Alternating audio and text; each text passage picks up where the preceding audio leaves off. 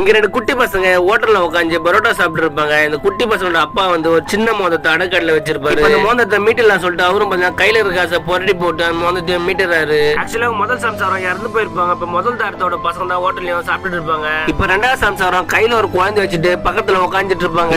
அவங்க 2 பசங்க எங்கன்னு கேக்குறாங்க. அவரும் பாத்தீங்கன்னா 2 பேரும் ரொம்ப தாக்கமா இருக்காங்க. ஹோட்டல்ல தண்ணி குடிக்க உட்கார வச்சுட்டு வந்து அவரும் போய் சொல்லிடுறாரு. குட்டி பையன் மோதிரத்தை பார்த்து உடனே அவங்க அப்பா பார்த்து அப்பா இந்த மாதிரி மோதிரம் எனக்கு வாங்கி கொடுப்பாங்க. அப்பா பார்த்து கேக்குறாங்க. அப்பா சரிப்பா கண்டிப்பா வாங்கி தரேன் சொல்லி அவனையும் வீட்டுக்கு கூட்டிட்டு போறாரு. ஒரு நாள் குட்டி பையன் சமையல் ரூம்ல போயிட்டு டப்பா ஊட்டிட்டு இருக்காங்க. சித்தி பார்த்துட்டு என்னடா எடுத்துன்னு கேக்குறாங்க. அவனும் பார்த்தா ஒண்ணு இல்லைன்னு சொல்லிடுறான். இப்ப கையை காட்டினா அவங்களும் கேக்குறாங்க. அவனுக்கு கையை காட்டினா கையில பாத்தீங்கன்னா காசு இருக்கு. வீட்டுல காசு திருட்டு சொல்லிட்டு குட்டி பையனை சரியான அடி அடிச்சிடறாங்க.